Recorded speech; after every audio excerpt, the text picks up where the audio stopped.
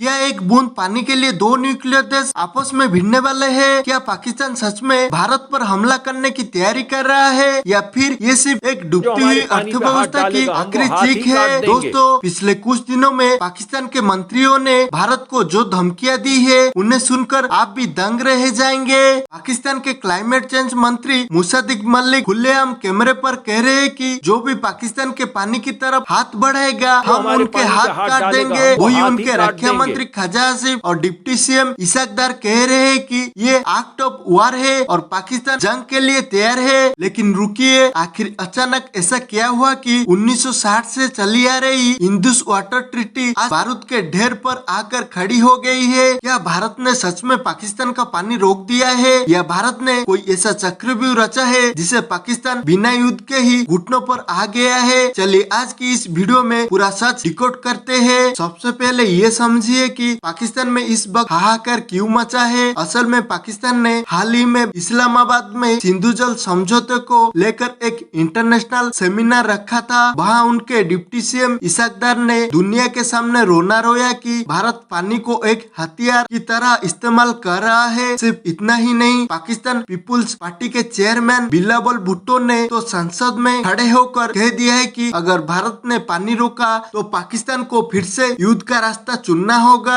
लेकिन पाकिस्तान के इन गड़बोले मंत्रियों को शायद इतिहास और भूगोल दोनों का ज्ञान नहीं है। जो देश खुद दाने दाने को मोहताज है, जिसके पास अपने कर्ज की किस्तें चुकाने के पैसा नहीं है, वो भारत को हाथ काटने और जंग की धमकी दे रहा है। पर सवाल ये उठता है कि भारत ने आखिर क्या किया है? इस पूरी कहानी का टर्निंग पॉइंट आता है पिछले साल अप्रैल 2025 में जम्मू कश्मीर के पहलगाम में एक कायराना आतंकी हमला होता है जिससे 26 बेकसूर नागरिकों और टूरिस्ट की जान चली जाती है। भारत का धैर्य जवाब दे जाता है। भारत सरकार साफ संदेश देती है, खून और पानी एक साथ नहीं बह सकते हैं। भारत ने तुरंत एक्शन लेते हुए 1960 की सिंधु जल संधि को सस्पेंड कर दिया। भारत ने साफ कह दिया कि जब तक पाकिस्तान अपनी जमीन से क्रॉस बॉर्डर टेररिज्म, सीमा पार आतंकवाद को पूरी तरह खत्म नहीं करता, तब तक पानी पर कोई बात नहीं होगी और न ही कोई डेटा शेयर किया जाएगा। भारत के जल शक्ति मंत्री CR पाटिल और गृह मंत्री अमित शाह ने साफ लहजे में कह दिया है कि भारत अब अपने हक का एक एक कतरा इस्तेमाल करेगा और पाकिस्तान को पानी के लिए तरसना पड़ेगा। अब समझिए कि पाकिस्तान की पेट में असली दर्द क्या है। पाकिस्तान एक कृषि प्रधान देश है और उसकी 90% खेती सिर्फ सिंधु नदी तंत्र इंडस रिवर सिस्टम पर टिकी है। आज पाकिस्तान के सिंध और बेलूचिस्तान प्रांत में पानी की भारी किल्लत है। शुक्र बैराज के पास की नहरों में 60 से लेकर 80% तक पानी की कमी हो चुकी है। वहाँ फसलें बर्बाद हो रही है और भूखमरी के हालत है। ऊपर से भारत ने चेनाब और झेलम नदी पर